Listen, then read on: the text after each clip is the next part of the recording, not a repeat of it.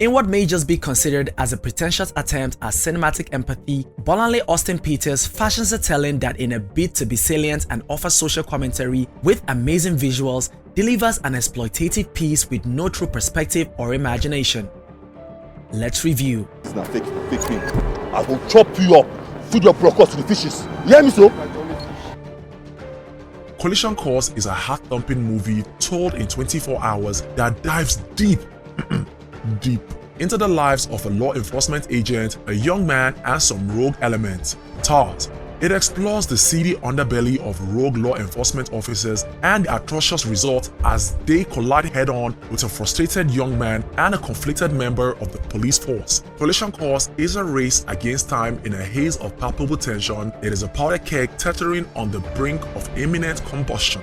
Released a year after the heartbreaking and tragic experiences of the NSAS movement, Collision Course sets out to depict two perspectives, one from Officer Magnus, who is a low-paid police officer with serious family issues, and Mide Johnson, who is an upcoming musical artist with a lovable fiancé and a baby on the way. The two go about their lives and events with frustration and disappointment till their path finally crossed. Collision Course attempts to not only peek into the life of the ones being shot at, but also the ones pulling the trigger.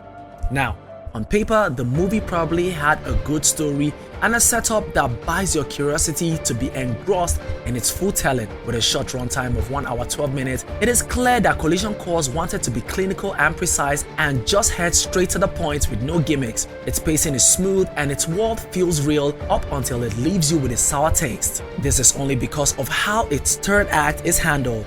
The TARS element feels like it was employed only to create some shock factor or maybe trigger folks with similar experiences, as their 3-time appearance doesn't really propel the story and they aren't held to any accountability but just thrown in to conveniently work out a narrative piece at the end. As amazing as some of the performances are, talking about Daniel Etim Effiong and Kelechi Ugdegbe, who played Mide Johnson and Corporal Magnus respectively, and the always amazing Choma Okpota, they still couldn't elevate this piece from the shallow waters it chose to sail in, as even the dialogues were mostly poorly constructed.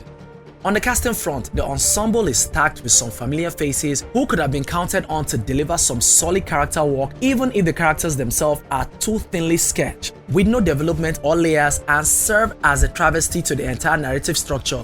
Now, any Nigerian who has ever had any form of unlawful encounter with men of the force will tread with caution, but Mide, who is still traumatized from the events of the SARS from earlier on in the movie, chooses to still put his life in danger and that of his pregnant fiancée by angering a man with a loaded rifle. Mide's plight isn't really relatable compared to Officer Magnus simply because he creates his own conflict and hurdles and he isn't written as an average Nigerian. Just like the movie, Mide doesn't truly know what he wants to sell or what he offers as an artist, as he claims his music is raw African poetry and went on to perform a hip-hop-like music that in all honesty was so whack, coupled with an old-fashioned sense that doesn't even make any sense. While there are some beats to bite, one of the only successful elements of Collision Course is in its technicalities, as the cinematography is fine with some visual language to make it grounded. Another angle in which Collision Course can truly be praised is in its social commentary, from how innocent Nigerian youths are profiled by men of the force as Yahoo boys, criminals and the likes, and how some members of the police force are underpaid. How much did you pay me? Me when they serve my country, my pikin just die. Collision Course truly came out beating its chest like it has something different, but ultimately executed its own narrative in a cowardly fashion. You hear? In the end, Collision Course is a piece you might appreciate for the effort, commentary, and admire the cast. But the movie truly sets itself off for cinematic disappointment and emotional derailment, as it lacks the cerebral intrigue that makes movies like this memorable, heartfelt, and outstanding. This can mostly be attributed to the fact that the movie isn't what it claims to be and selling the idea that an unarmed civilian and an armed police officer are one and the same only because they present the system as the real villain is just inept and gumless. Collision Course is a movie that has all the right words to say but chooses to say the wrong things instead as it moves to avoid accountability. This is a movie that in its climax chooses to follow a route that in any front invalidates the cause and the voices of all the NSAS victims and absorbs the police force of any wrongdoings or police brutality that they were called out for in the first place. And to top it all, the movie included actual scenes from the NSAS protest to a distasteful fashion. Bolanle Austen-Peters' biggest misstep with Collision Course is how misshapen and plotting it feels in its third act. So, what do you think of our review? Do you agree? Do you not? Have you seen Collision Course? Let us know in the comment section below. For more movie and TV related stuff, if it's your first time, please subscribe and hit the bell icon to get notified whenever we drop a new video. And remember, whoever you are, wherever you are, never ever stop watching movies. Catch you guys soon. Peace. A Bolanle Austen-Peters film.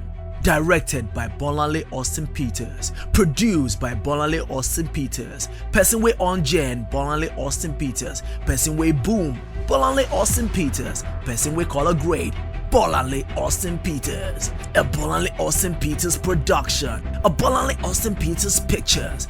Check it out. By Bolanle Austen-Peters. Yeah, Bolanle Austen-Peters.